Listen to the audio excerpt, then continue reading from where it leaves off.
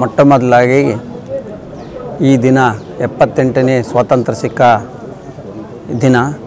ಈ ದಿನವನ್ನು ಭಾರತದ ಪ್ರತಿಯೊಬ್ಬ ಪ್ರಜೆ ಒಂದು ದೊಡ್ಡ ಹಬ್ಬದ ರೀತಿಯಲ್ಲಿ ಆಚರಣೆ ಮಾಡಬೇಕಾಗಿ ನನ್ನ ಎಲ್ಲ ಪ್ರಜೆಗಳಲ್ಲಿ ವಿನಂತಿ ಮಾಡಿಕೊಳ್ಳುತ್ತೇನೆ.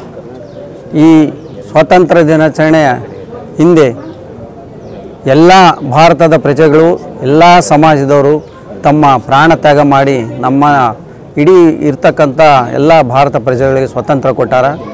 ಆ ಸ್ವತಂತ್ರದಿಂದ ಇವತ್ತು ನಾವು ನೀವೆಲ್ಲರೂ ಒಂದು ಶಾಂತಿಯುತವಾದ ಜೀವನ ನಡೆಸಿಕೊಳ್ಳೋ ಅವಕಾಶ ಮಾಡಿಕೊಟ್ಟಾರ. ಆದ ಕಾರಣ ಎಲ್ಲ ಹಿಂದೆ ಇರ್ತಕ್ಕಂಥ ಎಲ್ಲ ಹಿರಿಯರನ್ನ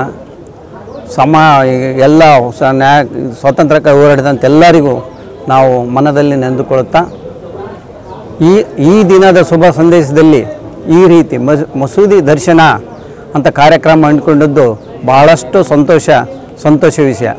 ಯಾಕಂದ್ರೆ ಇದು ಒಂದು ಸೌಹಾರ್ದದ ಸಂಕೇತ ಇದ್ದಂಗೆ.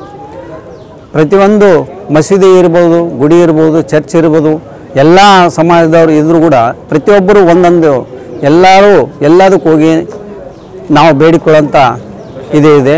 ಆದ ಕಾರಣ ಈ ದಿನ ಶುಭ ಸಂದೇಶ ಅಂತ ಹೇಳುತ್ತಾ, ಮೊಟ್ಟ ಮೊದಲಾಗಿ ನಾವು ಭಾರತದ ಪ್ರಜೆಗಳಾಗಿ ಭಾರತದಲ್ಲಿರ್ತಕ್ಕಂಥ ನಾವೆಲ್ಲರೂ ಅಣ್ಣ ತಮ್ಮರಾಗಿ ಸೌಹಾರ್ದ ಜೀವನ ನಡೆಸಬೇಕಾಗಿ ಕಳಕಳಿಯಿಂದ ವಿನಂತಿ ಮಾಡಿಕೊಳ್ಳುತ್ತಾ, ಕುರಾನ್ ಇರ್ಬೋದು,